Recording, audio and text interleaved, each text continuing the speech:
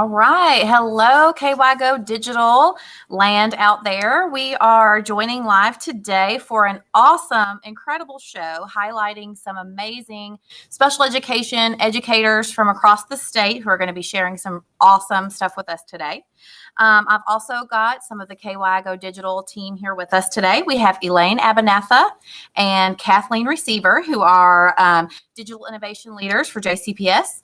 We have Courtney DeRossett joining us from KDE, field staff there. And I'm Allison Langley, and I am so thrilled, again, to be hosting this show today to share with you guys some incredible work being done that we hope that you will take back and share with your schools. So we also have, let me preface this with, we also have Brandy New joining us as a guest today to share some things going on with her. She's the instructional technology coordinator for Hardin County Schools and also a curriculum specialist with Shattered Glass. Those of you all that are following and know a lot about Shattered Glass are familiar with Brandy, so we're thrilled to have her here. Let me introduce our amazing educators today. We have Ed Voyles, who's a special education teacher at Louisville Day Treatment. We have Alan Ferguson, who is an exceptional child educator out at the Peace Academy in JCPS. We have Dan Pike, special ed teacher at Brooke DuPont. And also we have Nick Newton from Rineyville School joining us straight from his low incidence classroom. Nick is also one of the founders of HCS SpedTech, so I'm thrilled to get him on the show finally. And they are going to be sharing with us today lots of great information, things that you can take back right away and implement in your classrooms. So without further ado, we want to go ahead and get this show started and get these guys and gals sharing with us. So take it away, guys. That was our cue. That's your cue.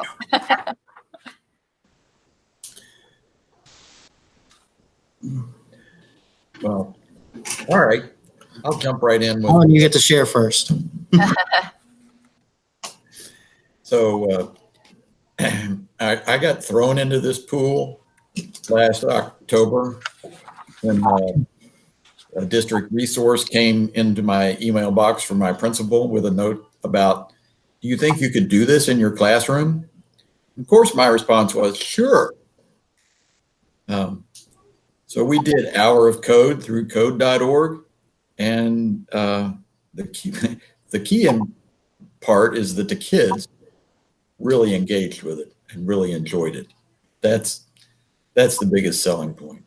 And then there are things that we get from it unintentionally that they have no idea that they're doing, which is great. I have a list of things to talk about for code.org for anybody that's listening. So here at Peace, this is supposed to be an acute facility, which means in theory, the kids are not here very long. And every day my classroom changes. Using code.org, I can do a variety of things, but some of the good things are that the kids can work independently. So if I get a kid on Monday, they can start on the coding program. I get a different kid on Tuesday, Monday's kid takes the next step, and Tuesday's kid starts right at the beginning. So it helps from a student management, classroom management point of view. We're not always reinventing the wheel. Then that allows me to do some peer teaching opportunities. So Monday's kid gets to sit beside Tuesday's kid and show Tuesday's kid the ropes of the first lesson. The other thing is that code.org is extremely visual. So there's not a lot of reading. There's not I don't have to get over that hump. There's not a lot of instructions. It's look at it, figure it out, and do it, which allows me to get over a lot of ECE humps with kids that have reading issues, not on grade level. But even at that, I can adjust the work level on code.org so that if I have a kid that's that gets it, I can increase the difficulty. Or a kid that needs a different level of support, I can take it down a couple of notches and their work becomes a little easier and even more visual. The thing that I like really about this, we're working with a lot of kids that their first response to everything that the educational process presents to them is no. I'm not going to do it. I'm not going to read. I'm not going to do your math problem. It doesn't matter what it is. No is where they go. So if I were in an Algebra 1 classroom and I was teaching one-step problem solving, I would have trouble getting these kids to work through the steps in the problem solving process. And then when they want to check their work to see if their answer is correct, that's another hurdle to get over. They want to rush. They just want to get the answer right. Put them on code.org. They look at the problem. They map out a solution. They plug in their answer and they see if it works. If it works, they move on to the next level, the next step in the problem. If it doesn't work, they have to analyze their work and see where it went wrong. They have to kind of go step by step through it and see where the angry bird turned left when the angry bird was supposed to turn right. You can't get, we struggle to get kids to do that in math class. You put code.org in front of them and they jump in with both feet because it looks like a game to them. But they are going through the problem solving steps in ways that benefit them when we test them in other areas later in the year. I just want to hop in really quick and just say, I love what you said about, so many of our students are just ingrained with this idea that they have to have a right answer right now. Like, is this the right answer? I love that this program gives them a way to seek out those answers. And, oh my gosh, this didn't work. Okay, let's try this. I think that's a skill that, unfortunately, high stakes testing has kind of stifled that a little bit. So giving students the opportunity to do this is wonderful. And then also, like you shared, you're differentiating that learning too, because they're all doing it, but at their own pace and at their own level. Well, you're incorporating students teaching other students. They're becoming leaders. It's great stuff. Can you share really quickly for those that are tuning in about code.org? Is that a free program? Is that a free service? How does that work? It is, and it's easy to jump into. And going back to what you said about, so this allows them to be successful by failing, because they're going to put together a solution that doesn't work. If you did it in math class, or you asked them to go through their essay and check their spelling, you get all kinds of static about not doing it. But then if you do it this way, they willingly go back and check their work. The second part is, on a lot of these little coding problems that come up on code.org, there's more than one way to get the answer. There are often two ways and sometimes more. And you know what the kids really like? They really like to work out one that I didn't work out and show me. And then, then they're getting what they don't get often, which is positive feedback on their success. So that's, there's a lot to like here.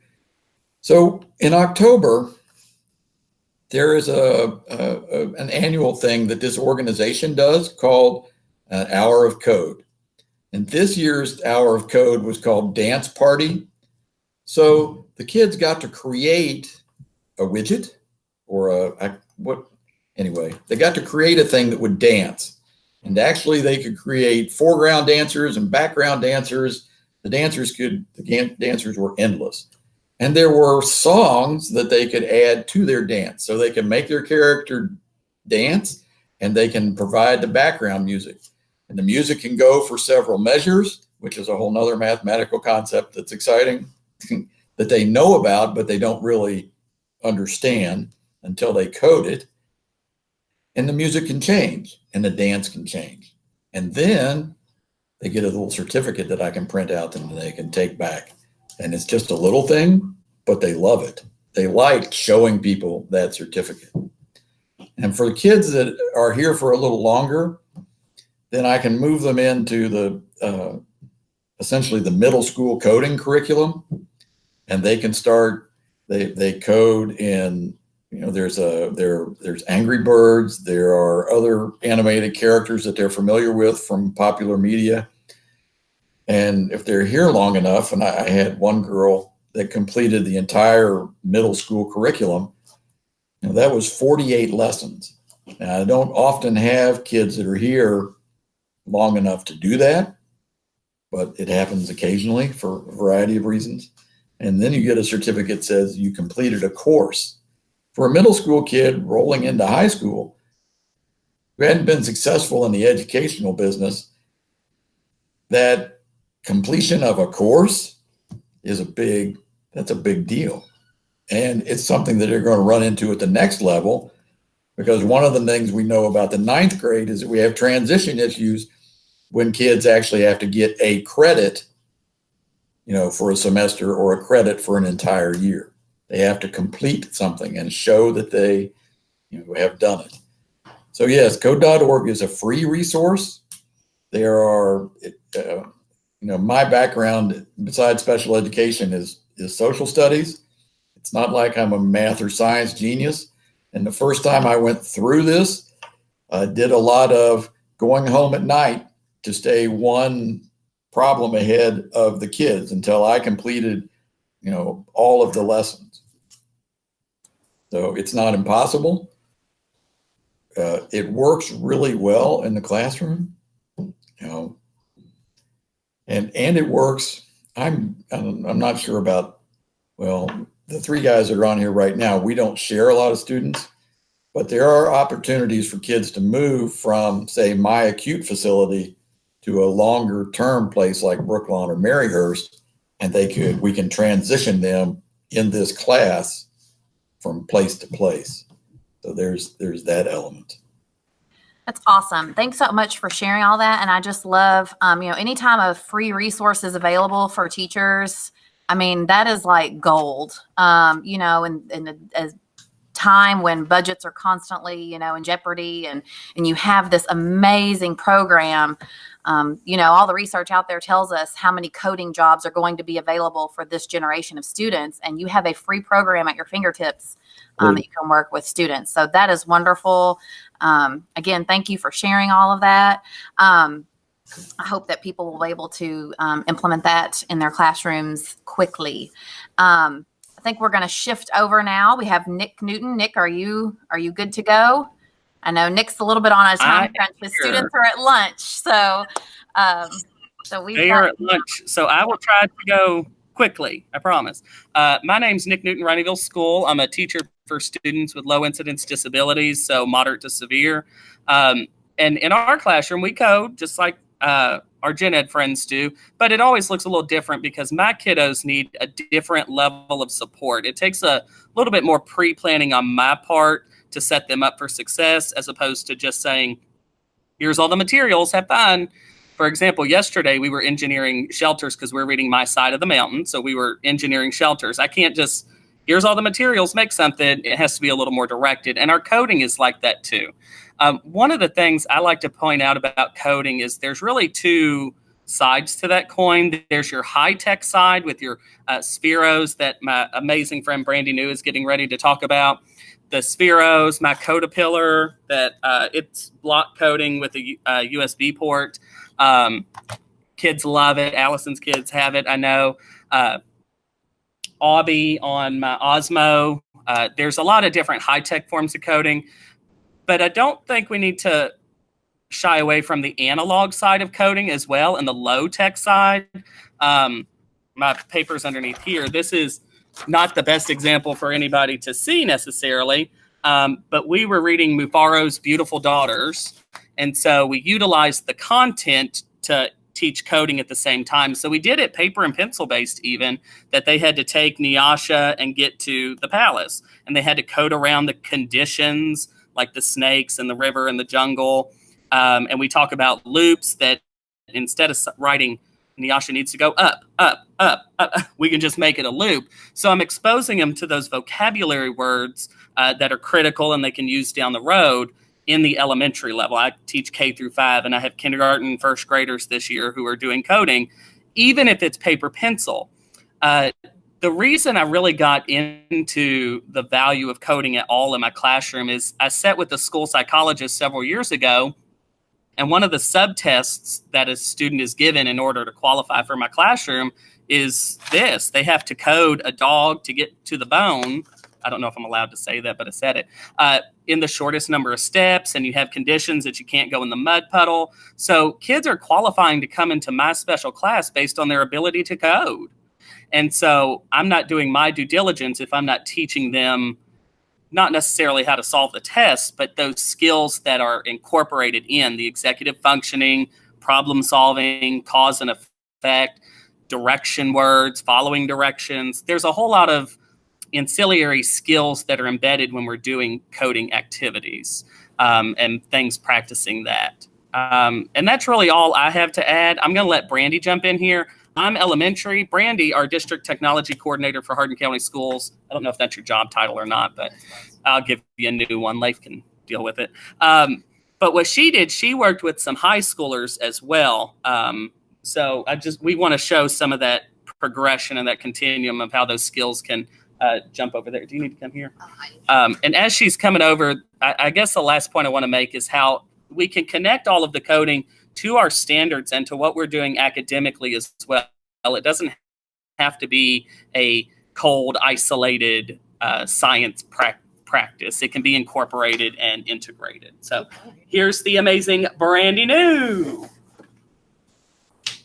Yay! He's a mess. Okay, I don't even know how to follow that, and he's calling me amazing because he just nailed it. So that was awesome. No, so actually through Nick and some of our special education consultants, because I do technology integration in the whole county, sometimes people think that they're not allowed to contact me or that their kids aren't my population. But through Nick and in the consultant, I started working with the LI classroom at our high school, one of our biggest high schools, Central Hardin. And we went in and kind of did some scratch stuff first. And immediately upon walking into the room, I had a little guy who I let them play a video game already on Scratch and then break it. We hack it on purpose first. Like we look at the code and kind of start to read it. And so all the gamers in the room were immediately like my new best friend. And connected with the little guy who got my email address and is like sending me his code in Scratch now. And that is block based. So we're doing drag and drop, but they were making the video game and we're having success with it. The tutorials in Scratch are pretty easy to follow. Like as well as having words, they have arrows that point where you need to go. So that visual support was really good for them because even in high school, the kiddos that I was working with are still reading math, basic functioning is at an elementary school level.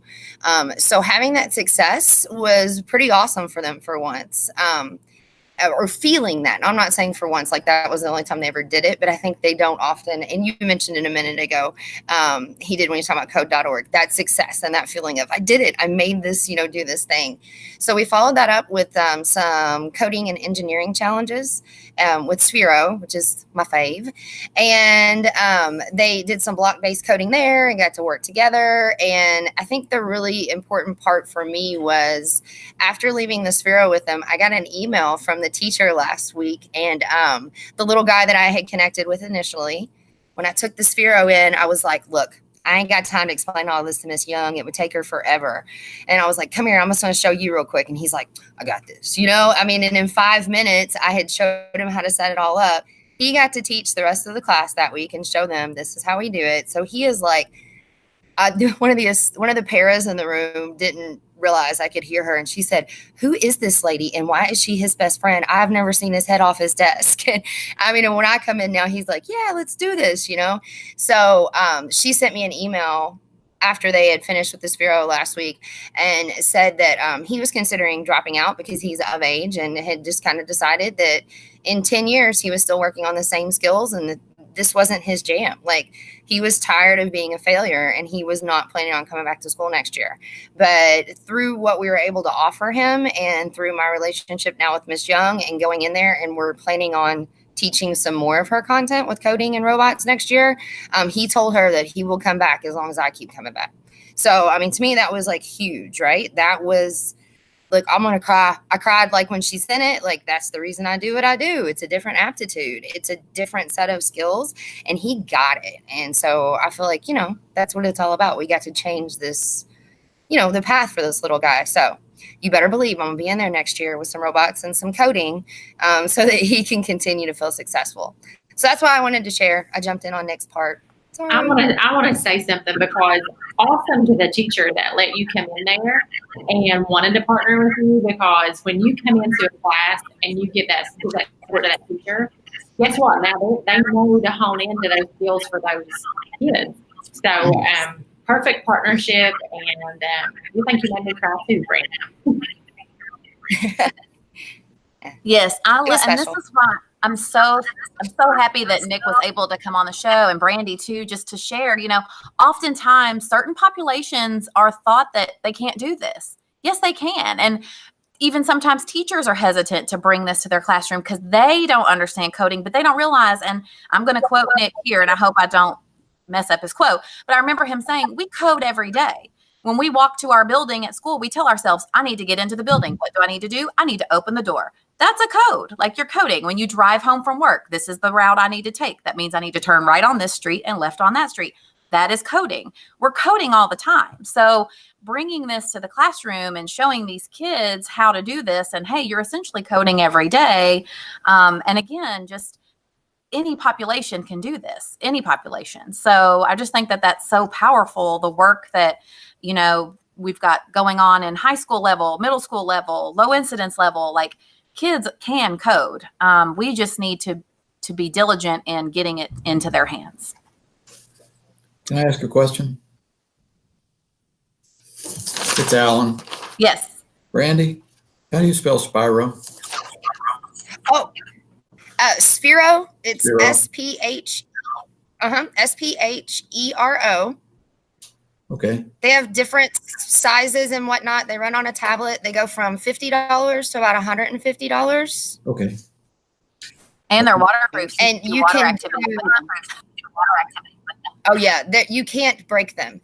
And you can do drawing coding, you can do block-based coding, or you can even do text coding with them. They're my most versatile favorite because it's, low floor, high ceiling. Like, anybody can use it, but you can take it everywhere. All right. I may or may not be a educational liaison with Sphero, so big plug for that one.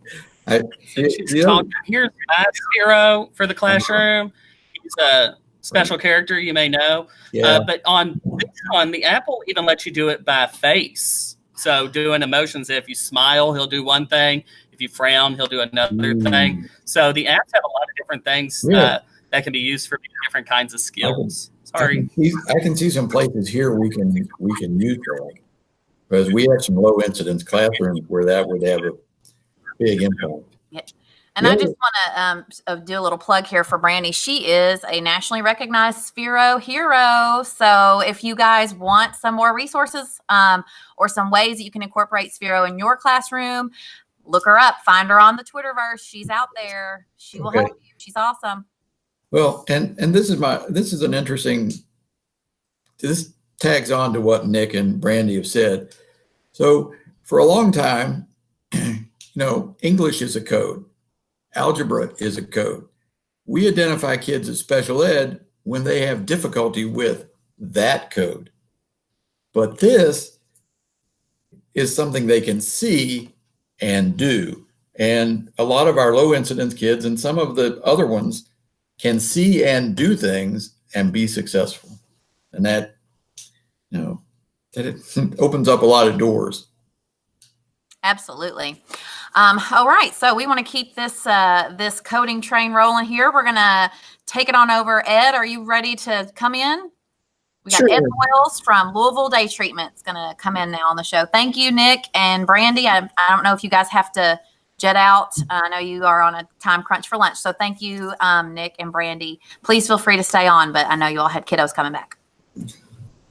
Well, my setup is similar to Alan's with the transitioning students. We have a lot of, around every 12 weeks, we get new students or a student will go out. So having to have a program that will that can be used at any time and adapt to the students really good. What I use, it's not free. It's free up until a certain point, I should say, is called Code Combat, similar to code.org, but it's a game. It teaches them how to code with their character, and they progress through a game playing as their character, but the only way they can control their character is with code. I'm going to share my screen here real quick. Oh, maybe not. So, and what they can do, what I've had them do is the JavaScript 1 and 2. I've had 2 classes, and they progress through that. And like I said before, it goes up to a certain point, and then it doesn't become free anymore. But it's a good introduction to coding. And then afterwards, sorry, I've showed you to the whole thing there, trying to get rid of it. Oh, Lord. That's cool. Yeah. How do you code that, Ed? Let me say. There we go. I got it. So, and then after that, I introduced what's called Gmu robots. Those you do have to pay for as well. They look like this after the product is done, and it is a robot. The students build it going based on instructions on an iPad, and it tells them exactly how to build it. They follow these directions, and then afterwards, it gives them the option to control it with the iPad, or they can code it. They can code it to go through an obstacle course or code it to pick things up. And what I did in my class was it's a block coding, so drag and drop. And what I had my students would do was actually code it to go through an obstacle course that I had laid out and throughout the classroom. So they coded it to pick things up, take them to cross the room, drop them off, pick something else up, and zigzag through some obstacles. And then finally, my last thing that I use for coding is called Robo Link code drones. I don't know if y'all have heard of those before. Those are also something you have to buy. I've been fortunate enough to have been able to get my hands on those with the great staff that we have here. And those, as they build the controller, they wire the controller, and then they link the controller to the drone itself, and then can code the controller to control the drone. They can control every movement. They can actually even control the drone itself just by coding the drone controller, causing when you turn on the controller, the drone will take off and fly around and do whatever it tells them to do. And that uses C+ type coding. What I've noticed, like Alan was saying in his class, these students that usually struggle in regular classes, when we present them with code or something they find fun or they think is a game, they've been doing really well in those classes, especially with the coding. Students that I've had as an ECE teacher, I co-teach a lot. I see them in the other classes, the English classes, the math classes, the classes that like aren't fun, struggling. But when they get here and they start playing with code or playing it, what they think is a game, and they're actually learning something, they do so much better. My sleepers turn into thriving students. So it's really a miracle to see, honestly. That's really all I have to share about what I've been doing in my class and how my students do. If you have any questions. Yeah, Ed, I got a question. Yep.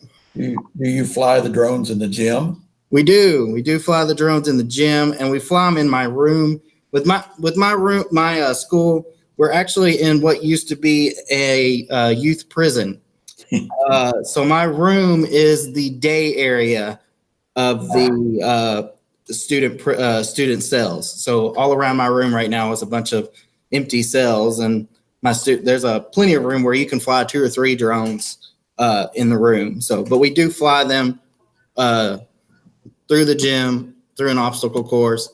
I do have some pictures that I had them do. Give me 1 second. I'm sorry. So share my screen here real quick. I think I got it for you, Ed. Okay. Are these pictures the ones you put on the slideshow? Yes, the 3. Awesome. Yeah, they're up here. They're good. Yes. There we go. Yes, those 3. That was just from this year. Last year, I had them in the gym when my room wasn't as set up. But this year, we've flown them through my room, through obstacle courses, and then they coded them to fly through the obstacle courses, which was they thought was really neat. I thought it was really neat, and they just loved it. Like I said, the students that didn't do well in the rest of the classes, when they were like, "Oh, I get to fly a drone. I can tell it what to do without touching a controller." That's neat. So, or for a lot of our kids, without being told what to do by an adult or staff member. Yeah, they can do some of this independently. It's theirs. Yeah. I think the gamification piece too, like this generation is very much the competitive, and they're used to having the games. And so all of those programs that you're using that have that component and the building, so many students that might struggle with one set of skills really flourish in another. So putting something in their hands, letting them create, build, you can see a lot of growth with that as well. Without further ado, we're going to send it on over to Mr. Pike. Thank you again, Ed, for sharing the awesome stuff happening in your classroom. I feel like I need to take a field trip day and head up to JCPS and see all of this awesome stuff. But we're going to turn it over to Dan Pike. He is going to take it from here and share the stuff happening in his school. Yeah, thank you. So I, like Alan and Ed, I'm in a classroom that also turns over quite a bit. We have typically kindergarten, first, second, occasionally third graders in my classroom. So about every 2 weeks or so, I'm getting a new round of students, some of whom have been exposed to coding and a lot of whom have not. So coding is something I got into also kind of prompted by the Hour of Code activity last October. And so I just kind of started going through some of the different options there. And one that has worked well for my students is codable.com, and that's KODABLE.com. And I believe I added a link in the resources there. So it is also free up to a point. And most of it for my students, they've been able to work within the free section without any issues there. Occasionally they'll get to the end and then we have other activities for them. But as far as, just teaching them some of the basics with sequencing and functions and getting into some simple loops, some of my early elementary students have been able to, use that and make a lot of progress. So I started off the Hour of Code with them, kind of explaining why it's important for them to do that. And wanted them to know that this is going to be like reading and math for you guys. Eventually, you're probably going to have a job one day where, it doesn't even exist right now. And that even if you're not going to become a computer programmer, this is going to give you career flexibility down the road. And, you get some blank stares from some first and second graders, when you're explaining that to them. But once they get into it and they start working through some of the mazes and understanding that code, you have to be very specific a lot of times too. It's really helped my students with communication and their writing. They can write something sometimes and it will make sense to them, but when someone else reads it out loud, they realize that they might have, had a syntax error or they forgot a word. And so when they're doing code and they've got to create a line of code for their fuzzy uncodable to get through the maze, they get that very specific feedback right then about where their line of code might have gone wrong or maybe another way that they could write it. So in that way, it's helped my students build some resiliency and, it just helps sharpen their problem solving skills altogether. We've also used a robot called Botley. I believe it's the learning resources, and I linked that as well. Very similar. It's been better for some of the younger elementary students, and it has a remote control that goes along with it. You program the direction and how many times the robot or Botley is going to go in a particular direction. And so we set up obstacle courses in the classroom and in the gym to get him to where he needs to be. So that's been something that's a little more hands-on than being on the computer with Codable that they've really enjoyed.